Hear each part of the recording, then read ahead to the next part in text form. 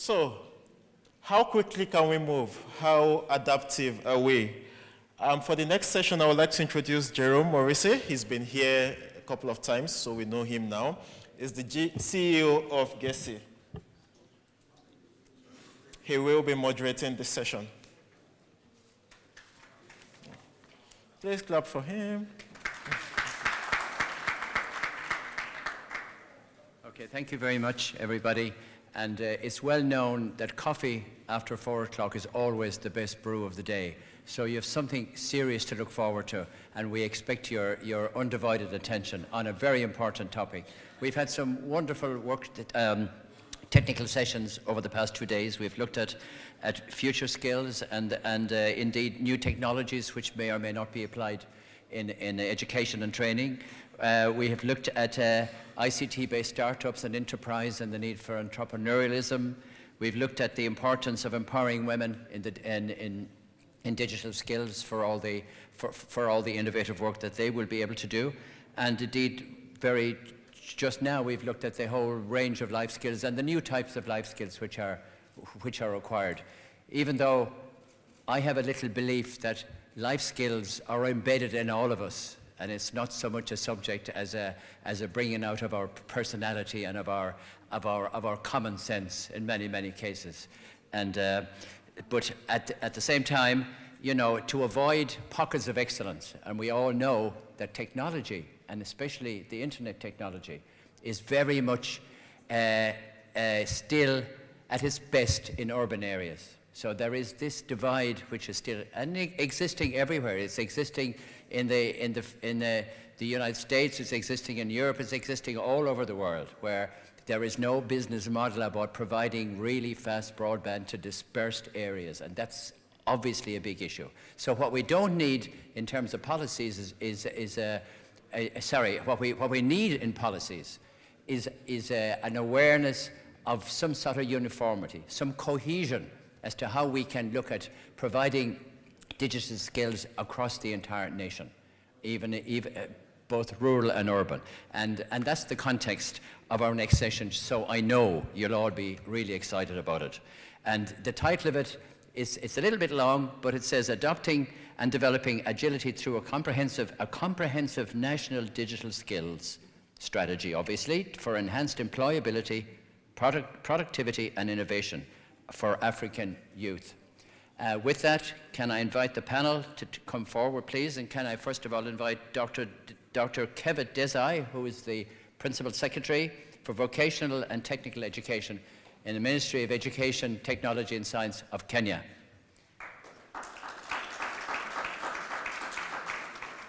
And he's going to be the respondent. He's going to be spared having to give a speech, but we look forward to his response, which is based on a lot of experience, I can let you know. And he's also my neighbour, so I'm going to be very much in favour of him throughout the next half hour.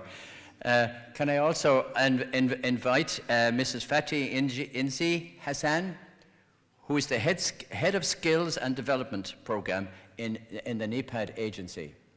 Where are you? Unami, it's a long journey.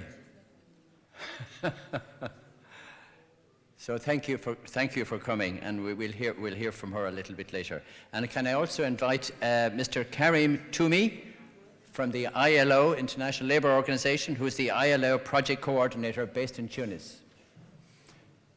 So we're glad to have you, and thanks for joining us. That's a bit premature, Karim. and Shahideen Marif, who is the senior advisor in the ITU, International Telecommunications Union, based in their offices in Cairo. You're very welcome.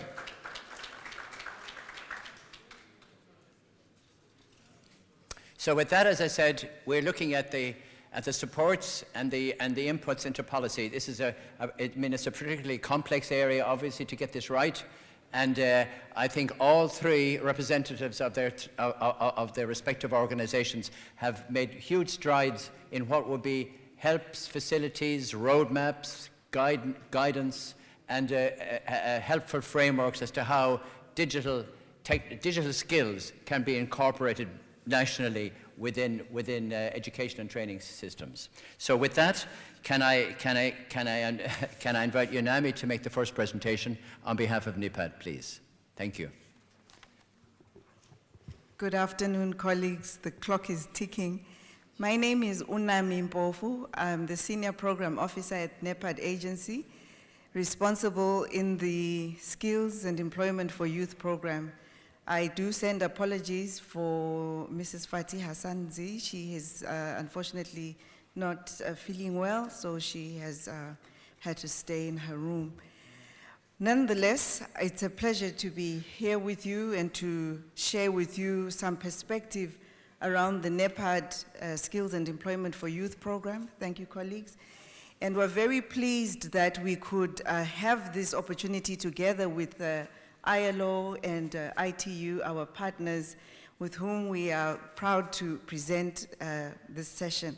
So without further ado, I would like to quickly go then into our presentation. To set us off, I would like just to reflect on the NEPAD mandate. We are the technical implementation agency of the African Union. Our main responsibility is to translate the decisions of the African Union Heads of State Summits, some of the protocols. Some of you may know of the PIDA framework, you may know of the CADAP framework. Yesterday we heard about CESA, we heard about the TVET Continental Strategy. NEPAD's responsibility is to translate that into technical guidelines and programs at national level. We therefore work directly with heads of state, with the member states, to implement programs that are in line with those frameworks. How do we do this? We mobilize technical expertise, we mobilize knowledge by which we really aim to strengthen systemic capacity at national level. To this end, NEPAD, we are proud to say the African Union member states are 54.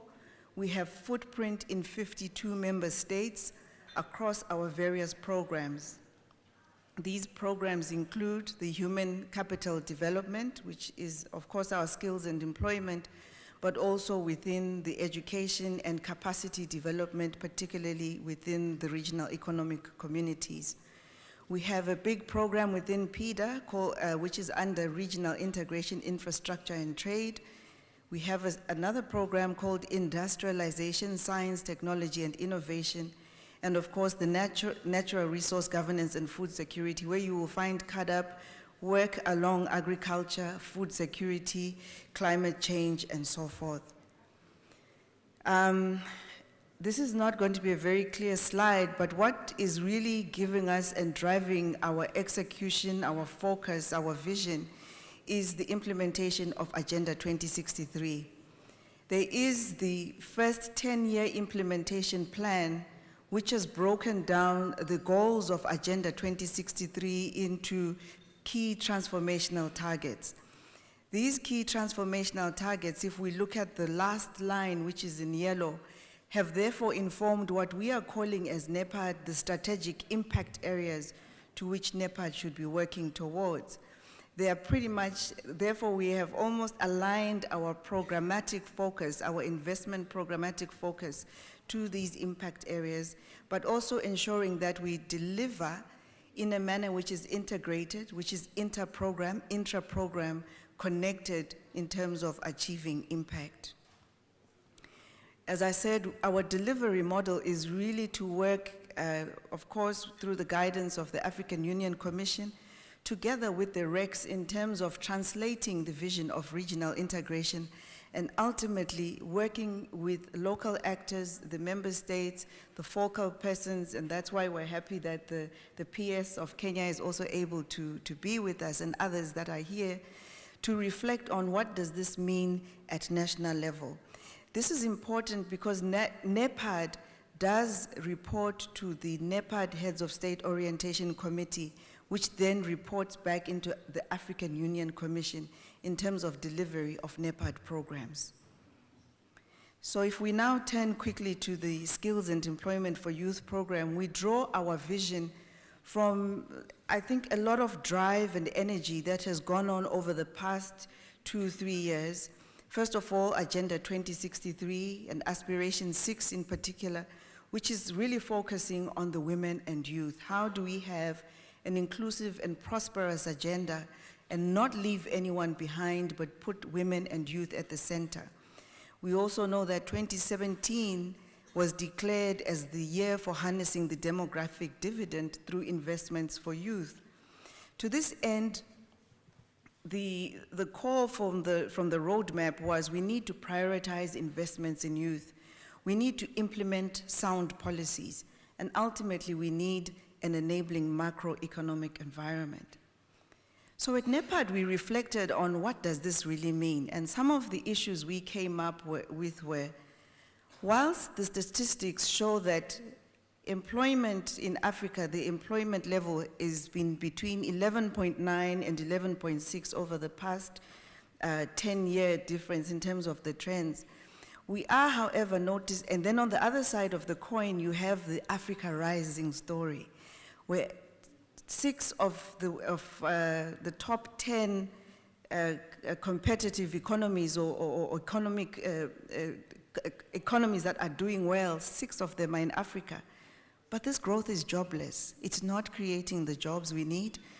We spoke yesterday about 440 million jobs of children that are already born today. So if you have any child, an African child, we are counting them in that 440. But economic growth is not going to be able to absorb all these children, to give them the jobs, the quality of jobs that they need. Because the other challenge we have is that a lot of Africa's employed are considered as vulnerable, the poor. A lot of them are in informal jobs where they're not even able to earn a decent living. And then on the other side, our education system is 3 times more likely, youth that have a tertiary education system are 3 times more likely to be unemployed. So what really can we do to attract these investments? What can we do to create the enabling macroeconomic environment? And so the NEPAD goal in terms of the Skills and Employment for Youth program is really how do we work with national governments to catalyze transformational change. Catalyze transformational change that expands the opportunities for sustained, decent employment, skills development, and enterprise development. What was informing us? This jobless growth, the number of youth, and as well that if we think the future, that we're going to create jobs, where else can we create jobs? We thought of the small enterprises. But how much support, how much are small enterprises really the backbone of our economies? And so we have identified for ourselves 3 key strategic objectives, and I'm looking here at level 2. We are working towards economic growth is generating decent employment. We want to work towards youth having access to quality education, skills training, and professional development. And as well that SMEs are competitive and enjoy economic growth. But I bring your attention to the last circle, where you may ask, therefore, what will be our deliverables? How will we do this? So we intend to present to the countries knowledge and capacity building. Knowledge and capacity building around what are the core skills for Agenda 2063. This is what we've been discussing here, but I also raised the issue of, do we as the program developers, as the policy makers, have the skills for the skills for Agenda 2063 to prepare the projects that can actually attract the investments. So we want to offer for development experts the skills that will be able to equip and enable us to drive implementation. Yesterday in a conversation we were talking about the plethora of policies that exist, but we do not as yet have the implementation capacities. What will this look like?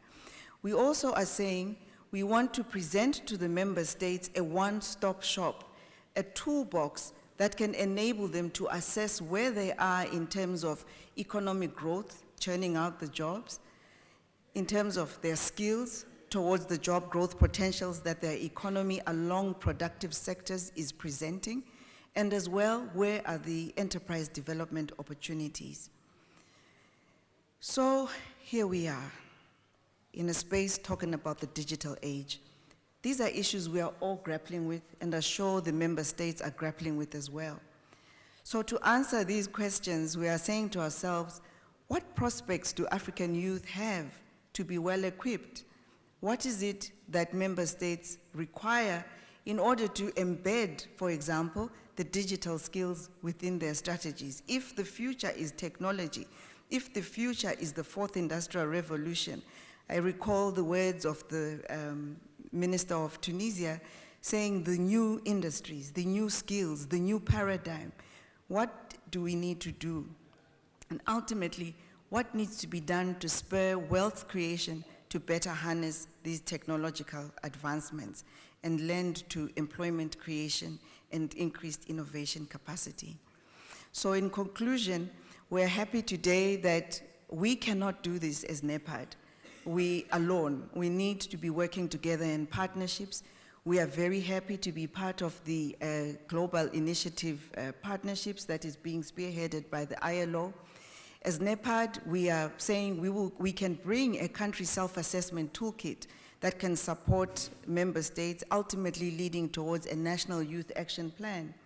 We're saying we can provide the knowledge management, the portal that we were sharing with you over the past 2 days. The Continental Policy Dialogue, which has already taken place, that is the Africa Talks Jobs. But we need to provide substance into all of those tools and all of those approaches. And so today we have the ILO that will speak to us about some of the occupational issues we need to consider, and as well the ITU specifically around the digital space and the digital skills toolkit strategy that they're presenting. Thank you.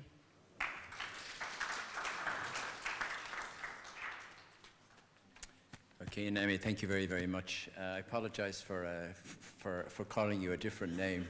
It just shows you shouldn't always believe what you read, and maybe that's a subject for digital skills in the age you're living in as well. So, can I now call Mr. Karim Toumi? And what I have written down here, perhaps you should hear, and it is that the ILO provides overview on occupational perspectives and on labour mobility aspects in relation to digital skills, challenges and perspectives, and obviously the big publication is the Decent Jobs for Youth. So you're extremely welcome. We're looking forward to your presentation. Thank you. Je vais parler en français. Mesdames et messieurs, bonjour. Mon nom est Karim Toumi. Je travaille à l'Organisation internationale du travail comme chef de projet et j'ai mené plusieurs projets sur les thématiques liées au développement des compétences, également sur l'approche du développement économique local. Et depuis 3 ans, je travaille sur la promotion de l'économie sociale et solidaire en Tunisie, avec pour objectif global de toutes ces initiatives la création d'opportunités d'emploi décent pour les jeunes en Tunisie. Je pense que cette session elle est très importante et je suis ravi de pouvoir y participer.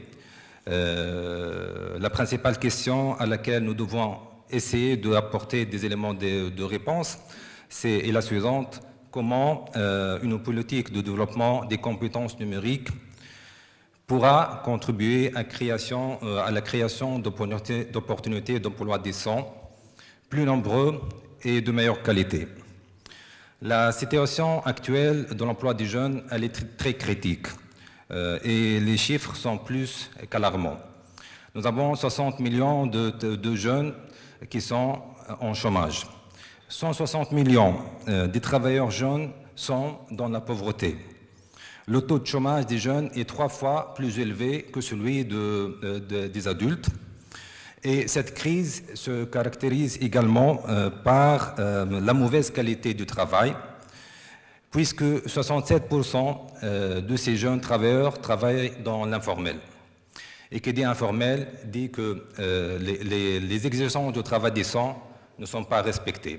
Donc par travail décent, on a 4 exigences. D'abord un travail productif avec une rémunération satisfaisante. Deuxièmement, les services sociaux liés au travail, notamment la protection sociale pour l'employé, mais également pour sa famille. Troisièmement, le respect des droits et des normes internationales du travail. Et quatrièmement, laisser l'espace pour le travailleur pour s'exprimer et s'organiser et participer à la prise de décision concernant donc l'entreprise. Également, nous avons constaté que les jeunes, la phase de transition entre l'école et l'entreprise, elle est de plus en plus longue et lente. Mon organisation, l'OIT, s'est engagée depuis de longue date sur cette thématique et avec sa structure tripartite qui implique l'ensemble des acteurs du monde du travail, donc je cite le gouvernement, mais également les partenaires sociaux. Donc elle a lancé plusieurs initiatives visant à promouvoir l'emploi des jeunes, notamment l'emploi décent. Donc les activités se concentrent principalement sur l'appui au gouvernement pour le développement des politiques d'emploi, sur l'assistance technique et le conseil stratégique, sur la production et la diffusion des connaissances et sur le renforcement des capacités et le plaidoyer. Le rapport 2017 que l'OIT vient de publier sur les tendances mondiales de l'emploi des jeunes a mis l'accent sur le lien entre les nouvelles technologies numériques et les perspectives de travail et de l'emploi décent pour les jeunes. La transition vers l'économie numérique à laquelle nous assistons actuellement et son impact sur les entreprises, sur l'emploi, les métiers et les compétences pose beaucoup de défis. Mais en même temps, elle constitue une opportunité à exploiter pour pouvoir créer de nouvelles formes d'emploi pour les jeunes, pour l'avenir. Les compétences numériques, on peut les classer sous plusieurs catégories. D'abord, nous avons les compétences qu'on appelle compétences numériques avancées. Donc, c'est celles qui se rapportent aux technologies numériques de pointe, telles que le coding, le big data analysis et autres. Puis, nous avons les compétences numériques de base. Ce sont les compétences que chaque employé doit posséder, indépendamment de la nature du travail et de l'entreprise. Et puis, nous avons en troisième lieu les soft skills et le numérique, les digital soft skills. Donc, ce sont les compétences numériques qui vous permettent un peu de développer vos soft skills tels que la communication, la collaboration, le travail en équipe. Et la quatrième catégorie, c'est aussi très importante parce qu'elle se rapporte à l'entrepreneuriat social et qui fait appel souvent aux dernières innovations technologiques et aux nouvelles formes de financement et aussi de commercialisation. Et je cite en particulier donc, tout ce qui est financement participatif, le crowdfunding, également le digital marketing.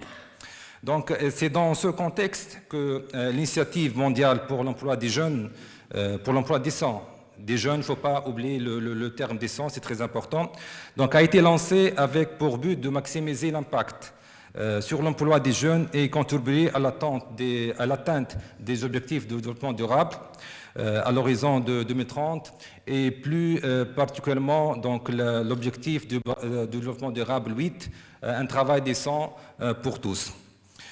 Et ça a pris la forme d'une alliance stratégique qui rassemble les partenaires et les acteurs donc, au niveau international, régional, national et local. Donc, dans cette initiative, donc, 8 priorités thématiques ont été identifiées et je cite entre autres donc, le travail formel, une formation de professionnels de qualité pour les jeunes, les emplois verts pour les jeunes, et les compétences numériques que mon ami, M. Maaraf, donc, aura le plaisir de vous les présenter en détail donc, juste après ma présentation. Donc, tout récemment, à l'occasion du Forum international des jeunes de l'ONU qui qui s'est organisé à New York en février 2018, donc qui a rassemblé 700 jeunes. Donc 6 jeunes ont lancé un appel à l'action et ils ont émis également des recommandations sur la thématique liée aux compétences numériques. Ils ont également identifié 3 domaines d'action prioritaires. D'abord, garantir à tous un accès abordable de qualité à la science, technologie et au numérique. Deuxièmement, favoriser le développement des compétences numériques adaptées aux besoins des jeunes, mais répondant également aux attentes des entreprises et de l'économie. Et troisièmement, et je finis par ce point parce que très important, c'est encourager le partenariat et impliquer les jeunes dans la définition des politiques développement des compétences numériques. Merci beaucoup. Thank you very much, Karim. Well, now we've had 2 excellent presentations, right on the button, very focused on the topic of immense concern. And so we're going to continue this process. And I'd like now to invite Mr. Slaheddin Mahrif from the ILO to speak to us. Thank you. Thank you. Assalamu alaikum, good afternoon, bon après-midi. Je m'appelle donc Slaheddin Mahrif, je suis conseiller auprès de l'Union internationale des télécommunications. Je tiens à remercier donc les organisateurs pour l'invitation et pour cette occasion qu'ils m'ont donné pour pouvoir donc vous rencontrer et dialoguer avec vous sur ce thème si intéressant et d'actualité. Donc je vais essayer de vous présenter en fait un outil que je pense simple et pratique qui vient d'être élaboré et publié par l'UIT, l'Union internationale des télécommunications, qui montre un peu comment les TIC pourraient jouer un rôle, nous pensons, intéressant dans le processus de création d'emplois pour les jeunes dans notre environnement d'aujourd'hui, l'environnement numérique. Donc, avant de passer à la présentation du toolkit proprement dit, pour ceux qui ne sont pas familiers avec l'ITU, l'UIT, donc, c'est l'agence des Nations Unies spécialisée dans les ICT et c'est une organisation des Nations Unies, donc principalement gouvernementale, mais ouverte au secteur privé et à l'académie, donc aux universités et à la société civile. L'UIT, c'est la place où, bien sûr, la conception et la normalisation des technologies des futurs se dessinent et se normalisent. Et vous êtes tous les bienvenus pour assister et devenir membre de l'UIT.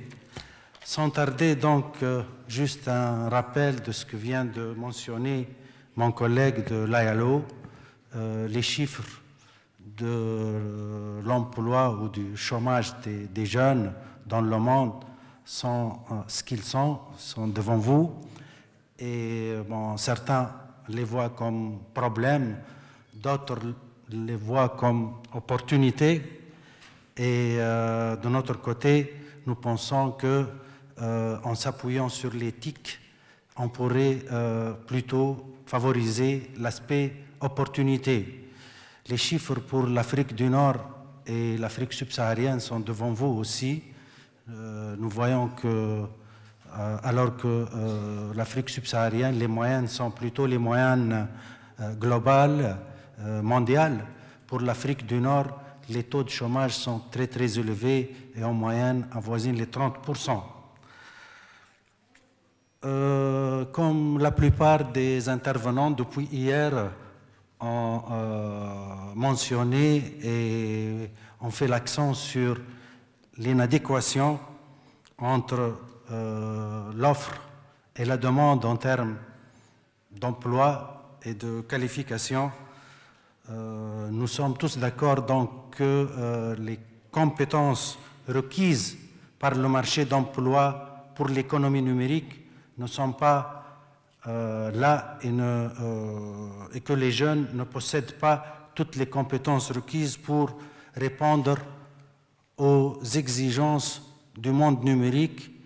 Et paradoxalement, nous voyons qu'à travers le monde, un grand nombre d'offres d'emploi ne peuvent être comblées par manque de compétences numériques.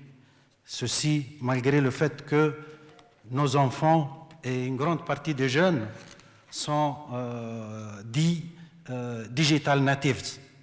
Mais malgré ça, ce n'est pas suffisant de naviguer ou d'utiliser les réseaux sociaux pour devenir capable d'intégrer donc le marché de l'emploi dans un environnement numérique nécessitant des compétences bien évoluées. Donc, dans ce contexte, comme vient de le mentionner mon collègue de l'ILO, l'UIT et l'ILO, en coordination avec 20 autres organisations des Nations Unies, ont décidé de joindre leurs efforts pour faire face à cette situation en lançant l'initiative Decent Jobs for Youth, et qui s'inscrit donc, comme vient d'être mentionné, dans l'agenda des Nations Unies 2030 pour le développement durable. Notre focus en tant qu'UIT, comme vient d'être mentionné, sur l'une des 8 thèmes arrêtés par cette stratégie, cette initiative, donc le thème que l'UIT est leader dedans, c'est le Digital Skills for Youth. L'objectif ou les principaux objectifs de cette initiative, c'est d'arriver à doter 5 millions de jeunes à travers le monde par des compétences numériques d'ici 2030 et aussi aider les pays et les institutions à promouvoir un environnement favorable au développement de l'économie numérique. Qu'est-ce que le Digital Skills Toolkit va amener à ceux qui vont l'adopter puis l'adapter à leurs propres besoins? L'objectif de ce guide ou de cet outil est d'apporter en fait un soutien aux décideurs et aux concernés par la formation et la formation professionnelle pour mettre en place et élaborer des stratégies de formation de compétences en numérique. Le guide a été élaboré en première version en anglais, mais il est en phase de traduction dans les 6 langues des Nations Unies. Qu'est-ce qu'il y a principalement dans ce toolkit? L'outil est orienté pour répondre à des besoins exprimés par les parties prenantes dans ce domaine, qui sont aussi bien des gouvernements, les institutions travaillant, comme j'ai dit, dans la formation professionnelle, les entreprises elles-mêmes qui ont besoin donc de compétences numériques, et aussi les institutions spécialisées et la société civile active dans ce domaine. Le toolkit donne des conseils et des orientations stratégiques pour aider ces parties prenantes, comme j'ai dit, à élaborer les stratégies et les programmes nationaux adéquats, adaptés à leur situation. Il donne aussi des exemples et des best practices.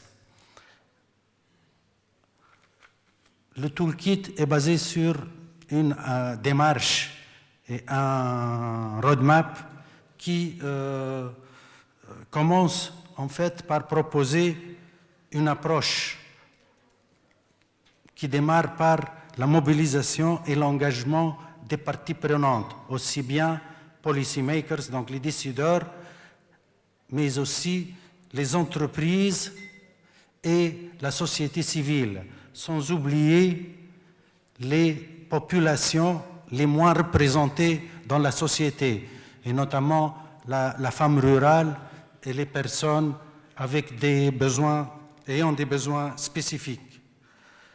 L'approche englobe une phase de consultation et de concertation avec toutes les parties prenantes pour s'accorder sur les besoins spécifiques de chaque région, de chaque pays, voire même de chaque région à l'intérieur d'un même pays. Le roadmap, donc, en fait, est basé sur, comme j'ai dit, la mobilisation, la fixation des objectifs, l'étude et l'analyse de l'existant, parce que dans chacun des pays, il y a déjà des acteurs qui sont là, qui sont en train de déployer des efforts pour assurer la formation et la mise à niveau des populations, mais il y a lieu d'accorder et d'uniformiser et mettre tous les efforts ensemble dans une même stratégie nationale. Donc étudier l'existant et identifier les programmes et les acteurs qui peuvent continuer à contribuer à ce programme. Ensuite, il s'agit d'élaborer un draft de stratégie qui doit comprendre un certain nombre d'axes stratégiques qui englobent toutes les catégories ciblées et tous les niveaux de formation, depuis la formation de base jusqu'à la formation avancée et la plus élevée. Et puis, le guide propose donc une méthodologie pour lancer une consultation, une concertation sur la base du draft élaboré pour prendre l'avis des différentes parties prenantes dans le pays ou dans la région et enfin mettre propre le draft et le publier sur un site web. Ensuite, le guide propose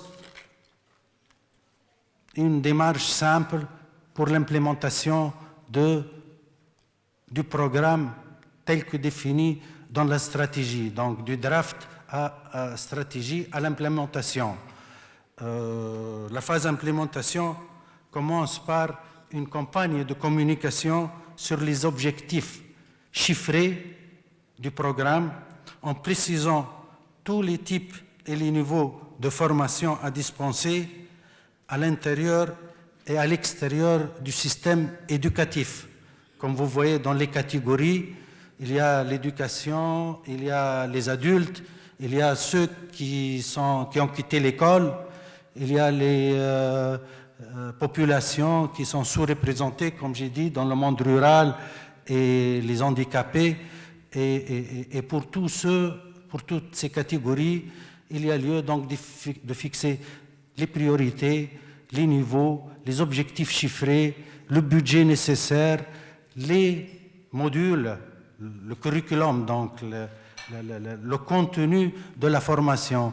Et là, les portes de l'UIT sont ouvertes pour aider à définir les modules et aussi assister par l'expertise et par le réseau d'experts dont dispose l'UIT. Enfin, donc, l'outil, j'espère que vous allez vous intéresser. Vous pouvez le télécharger dans sa version anglaise immédiatement à partir donc de ces liens et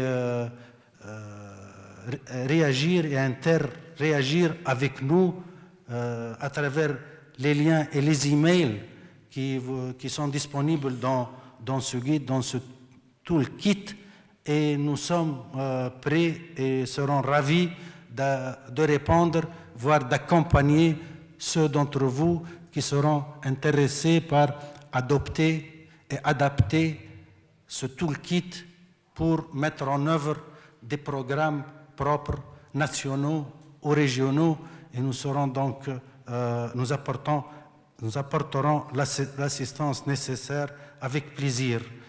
Pour terminer, je voulais dire que l'UIT s'intéresse à ce sujet depuis pas mal de temps, et nous avons déjà publié 2 autres documents qui pourraient éventuellement vous intéresser. Le premier qui présente donc des opportunités pour les pays en développement pour participer aux efforts d'innovation et au groupe de travail d'innovation orienté pays en développement. Nous avons un projet qui s'appelle From Innovation to Standardization. Et nous essayons d'accompagner les jeunes innovateurs dans les pays en développement pour que leurs idées et leurs innovations puissent être présentées à l'échelle internationale et pourquoi pas devenir des standards et être des inventions déposées, puis des standards adoptés par la communauté internationale. Le deuxième document, c'est Innovative ICT Solutions for Youth Employment.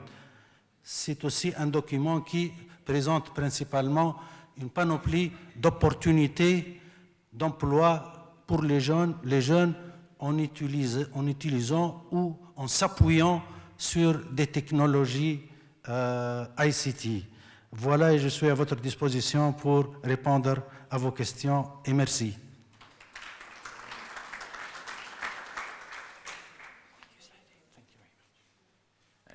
Can I thank Slahadin very, very much for an excellent presentation. And we've had three very practically orientated and comprehensive presentations. And before I ask Dr. Kevin Desai maybe to respond, could I just ask because each of the 3 groups have done obviously quite an extensive amount of work and preparation, and it's been kept focused. It is focused on the issue. All the dimensions that we have seen spelt out from the 3 presentations are exactly on point, clearly. But could I ask maybe each one to briefly say, what are their expectations now about these 3 approaches or strategies? What would mean success, say, over the next 2 or 3 years? Who engages with it?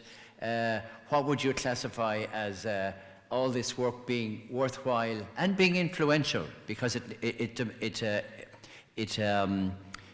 deserves to be. So would anybody like to just to fill us in a little bit on that?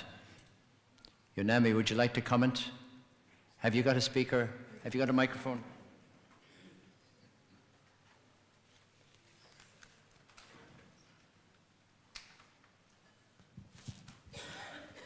Thank you very much, Jerome. Well, I guess I'm taking the mic first as NEPAD because we have engaged with ILO and ITU in light of, we, as I said earlier, in our Skills and Employment for Youth program, are positioning ourselves to provide a one-stop shop for member states.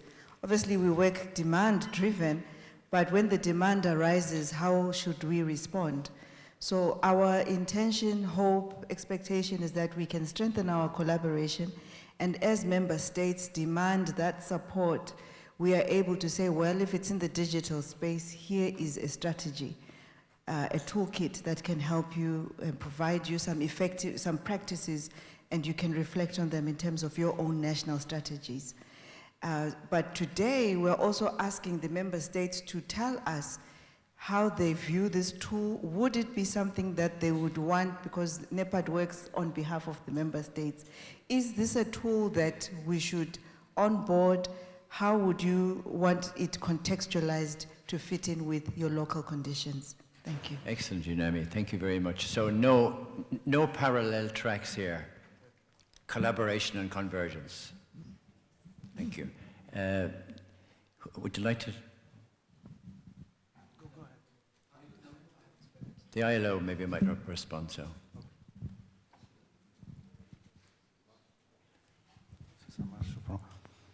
Oui, merci pour cette excellente remarque et question. En fait, moi personnellement, je pense que la problématique est plus ou moins maintenant définie et claire. Ce qu'il est, moi, à mon avis, c'est la mise en priorité, par ordre de priorité, des actions et la mobilisation et des parties prenantes, stakeholders, et des moyens. La question des moyens, bien sûr, elle est importante, mais je ne pense pas que c'est la question la plus difficile à résoudre. Ce que je pense important de considérer, c'est la coordination à toutes les échelles, à commencer par la coordination à l'intérieur du même pays, en arrivant à la coordination entre les organisations régionales, internationales et de soutien, et les agences de développement et tout, coordonner les actions, s'il faut, par région, par pays, selon les spécificités de chacun des pays et selon le degré de maturité du projet de développement des compétences, selon les priorités, comme je dis, que les autorités de chacun des pays fixent, après concertation et coordination des actions à l'intérieur de ce même pays. Donc les mots-clés, c'est coordination, priorité et joint forces, joindre les efforts de tous les intervenants à tous les niveaux, pays, région et international. Merci. Thank you. Slahadine, thank you very much. Karim, on behalf of the ILO. Oui, si je peux ajouter quelque chose, c'est d'accorder une attention particulière à l'état du lieu pour comprendre les besoins de chaque pays. Il ne faut pas appliquer le toolkit d'une façon standard.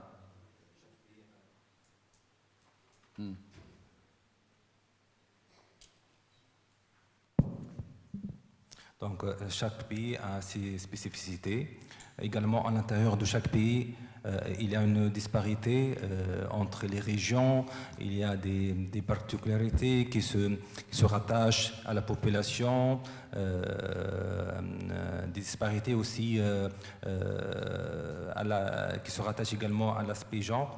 Donc, c'est très important d'identifier quel est le besoin spécifique par rapport à chaque population cible.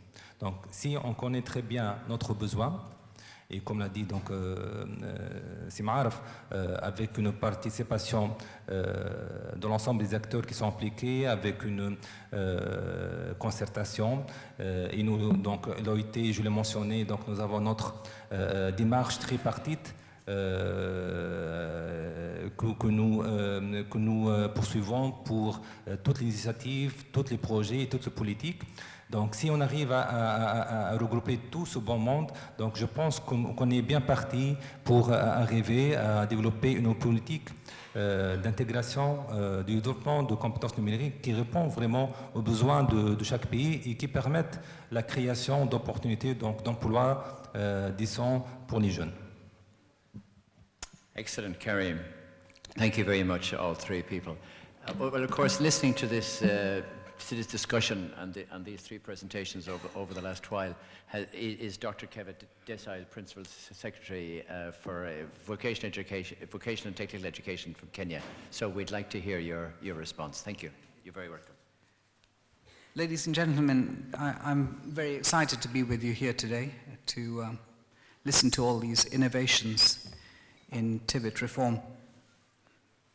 And specifically from all the panel discussions, the aspects of all these structures and mechanisms that can further promote greater outcomes of promoting self-employment as an outcome of TIVET, as well as promoting gainful employment. And this is essentially what Kenya is now embarking on, primarily because of challenges that are similar to countries within the continent, you know, the aspects of the need to create structures and systems and ecosystems that respond quite efficiently to promoting gainful employment and self-employment. In Kenya's context, we've implemented a national structure based on competency-based education and training, which oversees CIBIT throughout the entire value chain of education, from basic, tertiary education, and onwards. And while the mechanisms speak to all these initiatives as far as policy requirements, they include aspects of several agencies which focus on quality assurance, and there's an agency called TIVETA which focuses on quality assurance and accreditation of institutions. We have an agency which focuses on the development of curriculum, occupational standards, work-integrated learning standards, technical needs assessments, assessment structures, and so on, called CDAC. And then we have the Kenya Qualifications National Framework. These are all within my state department, and we have a total of 750 vocational institutions and 280 technical training institutions and 11 polytechnics. The total enrollment is approximately around 3.1 million. There's of course a national need of 1,930,000 recurrent within this system, but we're currently challenged with an enrollment of 180,000. And recent studies have shown that, you know, the private sector finds us only 8% responsive to industry, that only 40% of young people get some kind of employment in 6 months, that you know, the curriculum is only 73% responsive to gender issues and 65% responsive to environment issues. So we can see that the national system is fairly constrained and doesn't function the way we expect it to. So the efforts primarily are now being refocused. By introducing competency-based education and training, we're doing away with the legacy systems that we had in the past, which were fixed curriculum and essentially have outlived their performance and outcomes. And we're trying to introduce this new shift, and it's a paradigm shift because it speaks to all that's been discussed today, that especially from the afternoon onwards, that there are three areas that we really need to focus on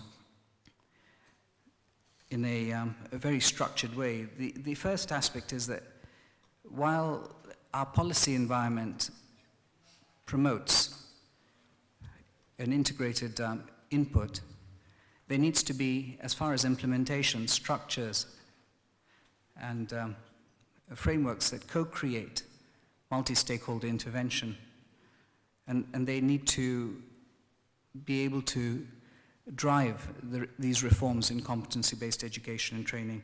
They need to bring leadership to the table as well as coordination. Yesterday, we brought the maritime sector together in Mombasa to see how they could inform us how we could get the necessary requisite skills for seafarers. And such initiatives then help us understand that, you know, the entire maritime industry or any other industry, whether it's agriculture or construction, is highly fragmented, and that there are so many different cells within cells that we need to respond to as TIVET and prioritize and see how we're able to effectively develop the necessary competence for all these different areas. And of course, it's closely related to outcomes of employment, specifically with respect to gainful employment. But the important issue here is that they're very dynamic. And that while policy informs us that we need to bring an inclusive process, the real challenge is to establish structures and mechanisms that bring sectors together. Even if we look at the second aspect of what NEPAD described, in terms of economic empowerment, within Kenya's context, we have 16 million people within the micro, small, medium enterprises sector, and we then have approximately around 1 or 2 million within the formal sector. So the point is that competency-based education and training has to respond to MSME needs. And it's one of the key agendas that we have, that we try to find ways in which we're able to create structures and mechanisms to interface to the micro, small, medium enterprise sector in order to bring about an effective involvement which is co-beneficial from and sustainable from a perspective of the fact that micro, small, medium enterprises have certain elements that they don't have access to, and this is one of the biggest challenges they face in terms of raising their capacities and raising their productivity, raising their innovation, raising their efficiency, raising their standards. And this evolves on a systemic structure where they don't have access to information, they don't have access to upskilling capacities, they don't have access to finishing machinery, they don't have access to systems that differentiate their standards, and so on. And they also work in a structure which doesn't have the rules very well placed. And so it's this thinking that has led us to think that within Kenya's TIVET structure, that we want to create a micro ecosystem and promote clusters between the TIVET institutions and the MSME sector. And we're hoping that that then now creates a drive to promote, the relevance, quality, access, and equity of this structure, of outcomes, of high gains in terms of economic drive for a very important sector, but at the same time, the possibility to help transition the youth within TIVET institutions to self-employment and gainful employment. And this is a policy aspect that we're now looking at in trying to see, but initially we're basically trying to develop it and develop the actual structure to perform. And so in yesterday's meeting where we met the maritime sector, we also made sure that the micro, small, medium enterprise sector was there too, because there would be a substantial take-up of the potential of high levels of productivity skills, efficiency skills, innovation skills, and so on. The third aspect is more to do with STEM and science, technology, engineering, and mathematics, and the importance of the value chain itself, and how important it is to link to original equipment manufacturers and promote mechanisms for technology transfer within the TIVET ecosystem. And it's one of the policies that we do require, not only from a national perspective, where when we are doing construction projects or any kind of technology structure, that it's closely linked to our TIVET ecosystem so that we're able to ensure that capacities are updated. After all, some of these OEMs, which mostly are from abroad, they do a lot of innovation and promote innovation and do a lot of research. And it's hard to sort of keep up to some of the latest trends in technology and systems without having a formalized and affirmative policy that links our structures together. So going forward, within Kenya's context, we hope to resolve this issue by focusing on 3 areas. The first is to oversee governance, quality assurance, and promote centers of excellence, clusters. It could be construction, it could be maritime, and so on. The second focus will be to create this profound linkage between the micro, small, medium enterprise sector and TIVET, almost to the extent that we will be coexisting together, where their ability to organize themselves, their ability to access key elements that would promote their sustainability and transformation would be obtained within a micro ecosystem, micro cluster, by linking these directly and ensuring that all sectors are able to somehow promote some form of dedicated linkage structures. And the third aspect is to, in view of competency-based education and training, and in view of the fact that there are many ideas and many thoughts, and many of you are actually involved in creating some of these new initiatives, that there needs to be an innovation platform for education and competency-based education and training. And so as a State Department, we are now trying to, even as a policy, ensure that we're able to be inclusive to new ideas in terms of the entire value chain of competency-based education, whether it's the occupational standards, the curriculum, the technical needs assessment, the work-integrated learning standards, the ability to connect to industry, the ability to have pedagogical skills and so on. These are all areas that we're looking at from an innovative perspective in view of the dynamism of the entire sector. So I think that you know, Gary, that speaks to some of the things that we've heard, and specifically the need, you know, for some of these toolkits, the mapping structures, and so on, but to be informed, you know, by stakeholder intervention in, from a practical sense, from a sense that we know that within Africa's context, we have several markets going for us at the same time. We've got the MSE market, which is not averse, but not too interested in high-level standards. It's more in terms of survival. It's the value chain between a hustler to a trader to a small enterprise to something a bit larger. And then you have the infrastructure projects. Now these are risk, you know, they mitigate their risk by ensuring that all capacities in terms of training are at a very, very high level standard.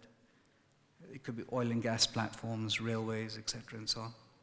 Then you've got the formal sector, fairly small, but once again, in seeking for productivity gains, seeking for innovation, constantly trying to see how they can actually move.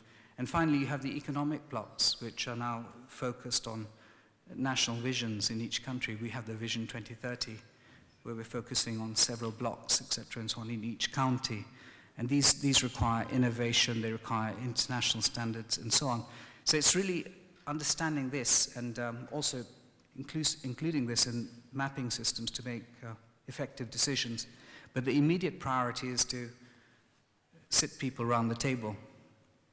I think that's the most important priority. As a new permanent secretary, principal secretary in TIVET, that's exactly what I'm doing. I'm just putting all stakeholders together, and we're starting with dialogue and then moving to a joint sense of responsibility, and then trying to see how they can actually get involved in trying to align national systems. And of course, I'm hoping that they will address aspects of equity, access of gender, aspects of environment, aspects of life skills as part of this discussion, and hold the entire cluster to responsibility, because this is something that's very unique in competency-based education training. It's not from the State Department that I do everything, but it's a joint effort. It's, you know, like an African saying, it takes a village to bring up a child. And similarly, you know, we need to create that structure and framework in order to promote a joint ownership and joint responsibility. So the existing policy and frameworks allow that. The existing legislation allows it, but it's the implementation. And it could be done in terms of data, or it could be done in a very practical sense by simply bringing champions together and creating structures to coordinate, to promote leadership, and to ensure that multi-stakeholder intervention are around these tables. So thank you very much, ladies and gentlemen. I do really welcome innovation in Kenya. And for many of the projects that are actually being carried out and those that you intend on carrying out within East Africa, feel free to get in touch with me directly. Thank you. I'd like to thank Dr. Kevin Desai for that very comprehensive response and indeed an overview of the wide and comprehensive activities that are going on in Kenya. And obviously I take it from that you will be engaging in a comprehensive way with all these strategies and frameworks which are presented here today. So I'd like to thank you very, very, very much. Now, we have time for just one or two questions. So anybody who puts their hand up first will get obviously first call. Yes, right here. Just one or two questions. So we'll take about 3 questions, I think, and that will be it. Bonjour, je voudrais tout d'abord me présenter. Donc, je suis Sophia Barry, docteur ingénieur. Je représente ici la société civile et notamment les femmes ingénieurs qui ressentons sur le terrain ce problème du gap au niveau des compétences, tant au niveau de la compétence initiale pour être employable que pour conserver et pour, disons, gravir les échelons et avoir des promotions. Alors, il est important ici de ne pas oublier, je dirais, des partenaires, parce qu'on vit réellement une révolution également sociale. Je prends le cas de la Tunisie et nous avons en fait un code du travail qui est assez, je dirais, obsolète par rapport à toutes ces, notamment cette révolution technologique. C'est-à-dire c'est un code, c'est des structures qui normalisent les relations de travail entre employeurs et employés. Et comme on n'a pas, disons, fait suffisamment avec les partenaires sociaux, ce qui risque d'arriver, c'est qu'il y ait une rupture. Donc nous sommes toujours en train de discuter sur un cadre normatif qui ne correspond pas du tout aux indicateurs de développement de bien-être actuel du citoyen et de la compétitivité de l'entreprise. Donc je voudrais, je ne vais pas dire lancer je lance plutôt un appel justement pour qu'il y ait personne qui soit laissé au bord du chemin. Il faut absolument que toutes les parties contribuent, suivant leur champ d'action, justement à ce qu'en Afrique notamment, nous puissions être au même palier d'évolution que l'Occident. Je voudrais aussi remercier donc tous les organisateurs pour ces rencontres et ce partage d'expériences. Thank you very much. Thank you very much. So that was more of a comment, I presume, than a question. Anybody else? I know we're heading off to coffee now in a few minutes, so, but there may be, and the coffee is still brewing, so. Maybe there may be another, yes? Thank you, Moderator. I just wanted to find out, particularly on the digital kit for skills, but the applicability to youth that are differently abled. I know we are talking about inclusiveness, but it has always been challenged that we are not addressing certain vulnerabilities, particularly for youth that are differently abled. So I would want a clarification on that. Anybody like to answer that question or respond? Yes, thank you for your question and comment about the situation of youth, young people. Yes, I agree that sometimes it's a problem of inclusiveness rather than ability. That's why I have mentioned in my presentation that we should include categories and population which are less represented in the society. especially some category of young people, rural women, and other vulnerable categories. However,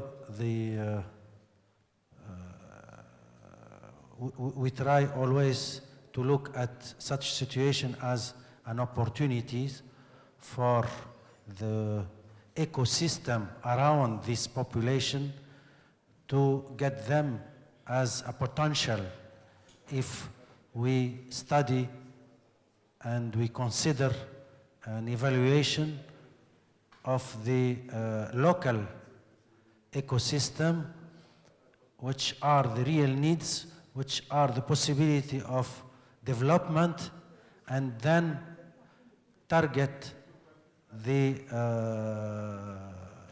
trainings and the digital skills needed for this population according to the possibilities and the opportunities offered in this region or on this country or for this category of people.